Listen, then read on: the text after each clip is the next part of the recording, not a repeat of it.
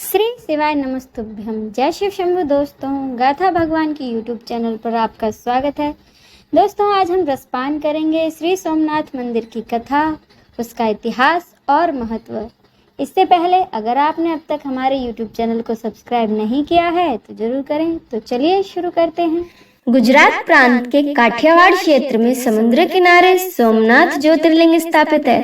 पहले यह क्षेत्र प्रभास क्षेत्र के नाम से जाना जाता था। यहीं भगवान श्री कृष्ण ने जरा नामक व्याध के बाण को निमित्त बनाकर अपनी लीला का समापन किया था। सोमनाथ की कथा पुराणों में कुछ इस प्रकार से है। दक्ष प्रजापति की 27 कन्याएं थी। उन सभी का विवाह चंद्रदेव के साथ हुआ था, किंतु चंद्रमा का समस्त अनुराग व प्रेम उनमें से केवल एक रोहिणी के प्रति ही रहता था। उनके इस कृत्य से दक्ष प्रजापति की अन्य कन्याएं बहुत दुखी रहती थीं। उन्होंने अपनी यह व्यथा अपने पिता को सुनाई। दक्ष प्रजापति ने इसके लिए चंद्रदेव को अनेक प्रकार से समझाया, किंतु रोहिणी के वशीभूत होने के कारण उनके हृदय पर इसका कोई प्रभाव नहीं पड़ा। अंततः दक्ष ने क्रोधित होकर उन्हें क्षयग्रस्त हो जाने का शाप दे दिया। इस शाप के कारण चंद्रदेव तत्काल क्षयग्रस्त हो गए। उनके क्षयग्रस्त होते ही पृथ्वी पर सुधा शीतलता वर्षण का उनका सारा कार्य रुक गया। चारों ओर त्राही त्राही मच गई। चंद्रमा भी बहुत दुखी और चिंतित थे। उनकी प्रार्थना सुनकर इंद्र आदि देवता और वशिष्ठ आदि ऋषिगण उनके उद्धार के लिए पितामह ब्रह्मा जी के पास गए। सारी बातों को सुनकर ब्रह्मा जी ने कहा, चंद्रमा अपने शाप विमोचन के लिए अन्य देवों के साथ पवित्र प्रभास क्षेत्र में जाकर मृत्युंजय भगवान शिव की आराधना करें।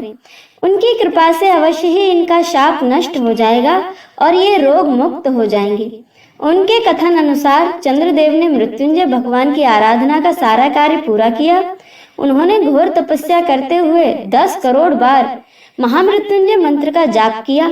इससे प्रसन्न होकर मृत्युंजय भगवान शिव ने उन्हें अमृतत्व का वरदान दिया।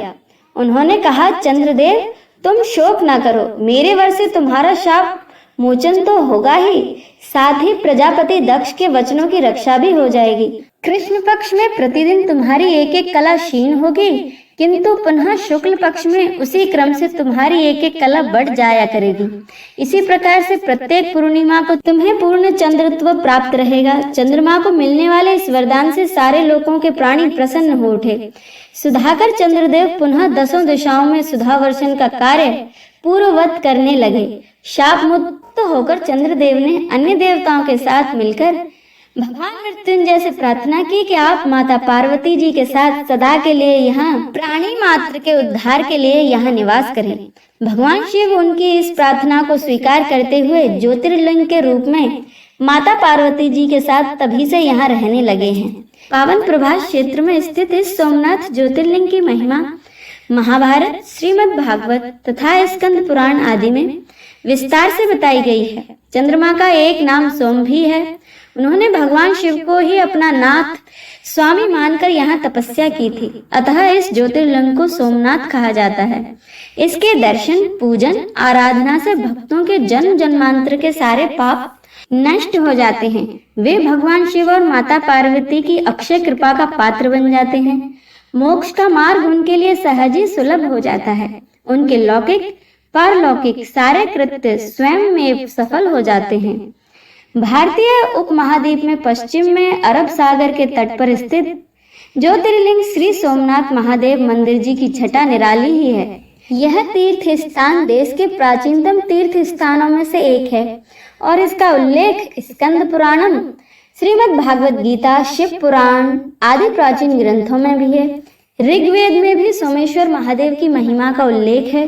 यह लिंग शिव के 12 ज्योतिर्लिंगों में से पहला ज्योतिर्लिंग माना जाता है।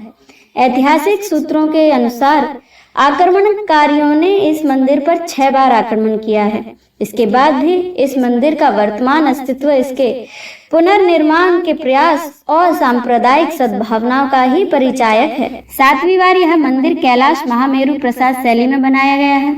इसके निर्माण कार्य से सरदार वल्लभ भाई पटेल भी जुड़े रह चुके हैं।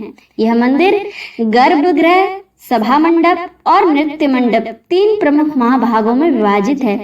इसका 150 फुट ऊंचा शिखर है। इसके शिखर पर स्थित कलश का भार 10 टन है और इसकी ध्वजा 27 फुट ऊंची है।